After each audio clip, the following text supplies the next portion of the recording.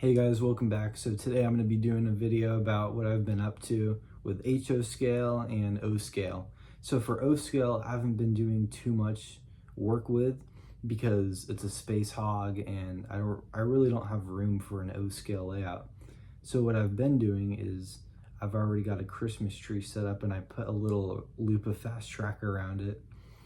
And I also bought a while back a TMCC command set because the Lionel Legacy systems, ever since they discontinued them, are really expensive. We're talking like $800 and up, which I think is pretty freaking stupid.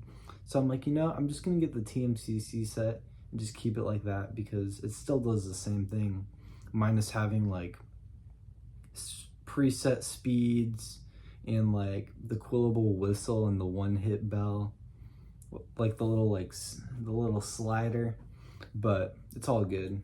It still does the same thing. But with HO scale, you guys have seen the 844 and the grade crossing video and stuff like that. And I have actually finished it. I just still need to get the railroad crossing gates for it to work. But that will be coming probably during Christmas or a little after Christmas or whenever I have time to make the video. But I've never wired anything like that, like drilled into the layout. So this is going to be pretty fun. But what I really want to get on is O scale. I've not collected an O scale anything in like the last 2 years. 2 years ago, I was really getting into it, but now I kind of switched off to HO scale because HO scale is a little bit more compact. You can put it in a smaller space, and I've been having fun with that too. But I want to try eventually to get the Lionel Legacy Berkshires because those are really nice and they have a lot of cool features like the smoking whistle, crew talk. They also have like a blinking Mars light on some of them. Those are cool. But the only problem with them is that they're super expensive. Like we're talking $1,500 or more, which I think is ridiculous. I don't think it should be worth that much. But if you buy like an older Berkshire, they'll be like a little less than that, but still it's a lot of money. But HO scale, it's been going pretty good. I want to try to finish the layout before I move out so I can have a layout that's already built and I don't really have to work on it. But O scale, I'll just kind of have it set up like in just a basic loop or something like that because O scale just takes up too much space.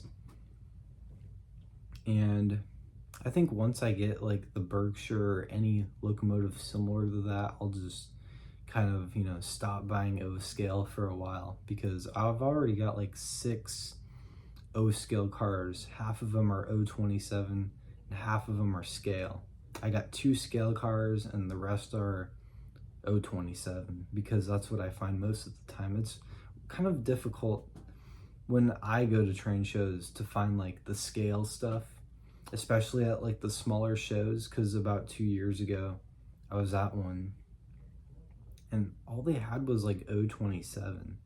But if you go like to the bigger train shows, they have a little bit more of O scale. But yeah, that's all I got. And if you put it in between cars, it doesn't look that bad. It doesn't look that bad. But yeah, it still is cool. It's still gonna do the same thing. It's still gonna run fine. It's just gonna look a little weird when you put it next to an engine that's a scale engine. But if you have like a O27 engine, like a post-war era or anything like that, it will be fine. But if you put it next to scale, it's gonna look a little weird.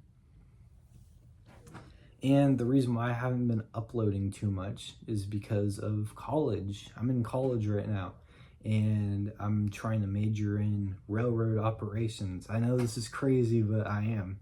I've been wanting to do this since I was in 3rd grade and it's been going really good. I've been learning about like fusees, switching operations, yard operations, etc. You get it.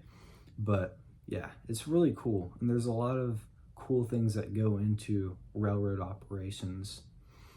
But let's talk about just model railroading. So I really want to get that Berkshire, but they're just so expensive. It's so hard to find a Berkshire that's like under $1,000, if that, because of all the stuff that's just packed in to the locomotive, like the sound, smoke unit, all that stuff. But maybe if I go to a train show and see one, maybe the price will be lower. I don't know, but please let me know if you see a Lionel Legacy Berkshire that's like under $1,000, because that would be pretty sick. But yeah, those are really good engines. Ever since I've seen them, or when they came out with them years ago, I know they already did a new run, but I'm talking about like the older ones too. But those have been on my bucket list for a long time. I like those, or like the Northerns, like the 844, 3751, 611, you get it. All those ones. And yeah, I do like diesels. Those ones are cool. I already have a scale diesel, but you guys have already seen too many videos of that, so I'm gonna try to get some more O scale. But the problem is that I really don't have that much saved up to buy a lot of O scale. I could buy HO easily, because you know, you could buy a car in HO scale for like, I don't know, $25. Same with O scale, but the engines are really expensive. We're talking like $400 or $500. Whereas in HO scale, you could get a DCC and sound for like $170, maybe even cheaper if that. But it's just, you know, the smaller the scale, the less expensive they are. The bigger the scale, the more expensive they are. Just stuff like that. And I never actually collected electrics like the GG1 or anything like that. Those would be cool, but I really want to try to get that Berkshire if I can. They're gonna have a show up in February. It's gonna be at like Cal Expo, Sacramento, and their shows are really good. It's kind of like York, you know. I'm not from the East Coast. I'm a California guy, but it kind of seems like it's like it a little bit for you guys that have gone to York. I can't really make it to York because I live on the West Coast. It would be a long drive to make it all the way to the East Coast. But it's sort of kind of like that.